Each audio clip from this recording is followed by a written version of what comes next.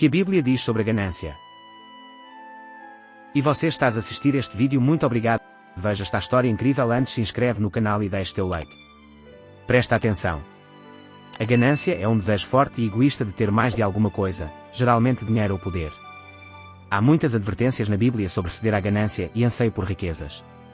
Jesus advertiu: tende cuidado e guardai-vos de toda e qualquer avareza, porque a vida de um homem não consiste na abundância dos bens que ele possui. Lucas 12:15. Não acumuleis para vós outros tesouros sobre a terra, onde a traça e a ferrugem corroem e onde ladrões escavam e roubam. Não podeis servir a Deus e às riquezas. Mateus 6:19, 24b. Jesus buscou a aquisição de dinheiro? Não. Pelo contrário, ele se tornou pobre por nossa causa. 2 Coríntios 8:9, e não teve onde reclinar a cabeça. Mateus 8:20. Nem Jesus buscou o poder. Em vez disso, ele instruiu: mas entre vós não é assim. Pelo contrário, quem quiser tornar-se grande entre vós, será esse o que vos sirva, e quem quiser ser o primeiro entre vós será servo de todos. Pois o próprio Filho do Homem não veio para ser servido, mas para servir e dar a sua vida em resgate por muitos. Marcos 10:43-45. A ganância e o desejo de riquezas são armadilhas que trazem ruína e destruição. Porque o amor do dinheiro é a raiz de todos os males, e os cristãos são advertidos: nem depositem a sua esperança na instabilidade da riqueza. Vejam Timóteo 6:9, 10, 17, 18. A cobiça, ou ter um desejo excessivo ou ganancioso por mais, é idolatria. Efésios 5:5 diz: sabei, pois, isto, nenhum incontinente, ou impuro, ou avarento, que é idólatra, tem herança no reino de Cristo e de Deus. O princípio a ser lembrado está contido em Hebreus 13:5, seja a vossa vida sem avareza. Contentai-vos com as coisas que tendes, porque ele tem dito: de maneira alguma te deixarei, nunca jamais te abandonarei. É o amor do dinheiro, e não o dinheiro em si, que é o problema.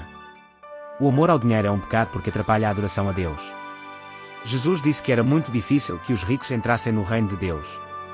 Quando o jovem rico perguntou a Jesus o que deveria fazer para herdar a vida eterna, Jesus lhe disse que vendesse todas as suas posses e desse o dinheiro aos pobres. Tendo, porém, o jovem ouvido esta palavra, retirou-se triste, por ser dono de muitas propriedades. Ver Mateus 19:16, 22. Ao instruí-lo a abrir mão de seu dinheiro, Jesus apontou o principal problema do jovem: ganância ou amor ao dinheiro. O homem não pôde seguir a Cristo porque estava seguindo o dinheiro. Seu amor por este mundo interferiu em seu amor por Deus. A ganância se recusa a ficar satisfeita. Mais frequentemente do que não, quanto mais temos, mais queremos. Posses materiais não nos protegerão, nesta vida ou eternamente. A parábola de Jesus do rico tolo em Lucas 12:13-21 ilustra bem esse ponto. Mais uma vez, o dinheiro ou a riqueza não é o problema. O problema é a nossa atitude em relação a isso. Quando colocamos nossa confiança na riqueza ou somos consumidos por um desejo insaciável por mais, estamos deixando de dar a Deus a glória e adoração que Ele merece. Devemos servir a Deus, e não desperdiçar nosso tempo tentando nos tornar ricos. Provérbios 23:4. O desejo do nosso coração deve ser de armazenar riquezas no céu e não nos preocupar com o que vamos comer, beber ou vestir. Buscai, pois, em primeiro lugar, o seu reino e a sua justiça, e todas estas coisas vos serão acrescentadas. Ver Mateus 6:25-34. O que a Bíblia diz sobre o perdão? O que significa perdoar? A Bíblia nunca nos dá uma definição de dicionário de perdão, embora nos mostre muitos exemplos disso. O maior de todos os exemplos é o perdão de Deus.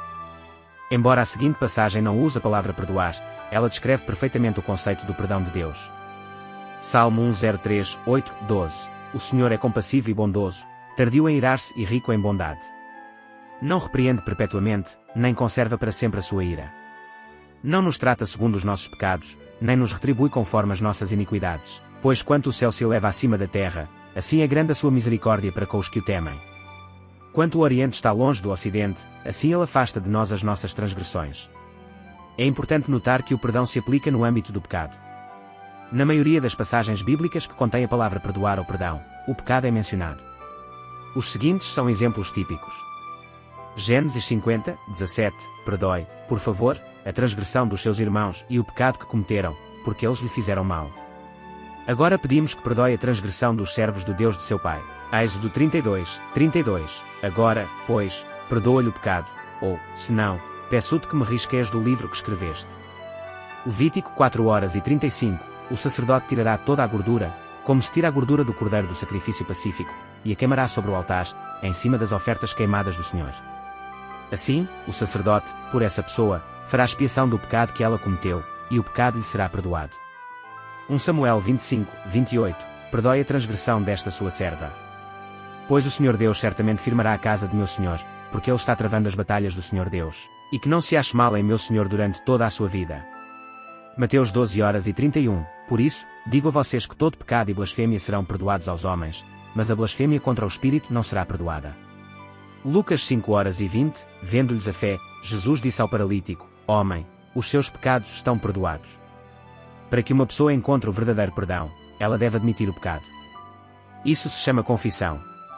Se uma pessoa tenta passar o pecado como um simples erro, uma falha humana ou um descuido momentâneo, ou se simplesmente nega completamente o pecado, isso constitui um obstáculo ao perdão. 1 João 1:8-10, se dissermos que não temos pecado nenhum, a nós mesmos enganamos, e a verdade não está em nós. Se confessarmos os nossos pecados, Ele é fiel e justo para nos perdoar os pecados e nos purificar de toda injustiça. Se dissermos que não cometemos pecado, fazemos dele um mentiroso, e a sua palavra não está em nós. Deus perdoa o pecado, mas isso não significa que simplesmente olha para o outro lado ou esconde debaixo do tapete. A pena para o pecado é a morte, Romanos 6:23, e essa pena deve ser paga. No Antigo Testamento, Deus permitiu que um animal fosse sacrificado em troca do pecador. Levítico 5:15-16 diz, se alguém cometer ofensa e pecar de forma involuntária nas coisas sagradas do Senhor, trará ao Senhor, por oferta, do rebanho, um carneiro sem defeito, conforme a avaliação em prata, segundo o peso padrão do santuário, como oferta pela culpa. Assim, restituirá o que tirou das coisas sagradas, e ainda acrescentará o seu quinto, e o dará ao sacerdote. Assim, o sacerdote, com o carneiro da oferta pela culpa, fará expiação por essa pessoa, e o pecado lhe será perdoado. O escritor de Hebreus afirma, de fato, segundo a lei, quase todas as coisas são purificadas com sangue, e sem derramamento de sangue não há remissão. Hebreus 9:22. No entanto, o sangue de animais sacrificados não pagou realmente pelo pecado.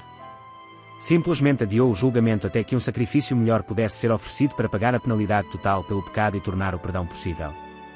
Hebreus 10 explica isso em profundidade, embora os seguintes trechos desse capítulo descrevam o significado do argumento. Ora, visto que a lei é apenas uma sombra dos bens vindouros, não a imagem real das coisas, nunca consegue aperfeiçoar aqueles que se aproximam de Deus com os mesmos sacrifícios que, ano após ano, continuamente, eles oferecem. Se isto fosse possível, será que os sacrifícios não teriam deixado de ser oferecidos? Porque os que prestam culto, tendo sido purificados uma vez por todas, não mais teriam consciência de pecados. Entretanto, nesses sacrifícios ocorre recordação de pecados todos os anos, porque é impossível que o sangue de touros e de bodes remova pecados. Hebreus 10, 1-4. Ora, todo sacerdote se apresenta, dia após dia, para exercer o serviço sagrado e vamos se aprofundar como mais histórias impressionantes. Que Deus estejam convosco. Amém.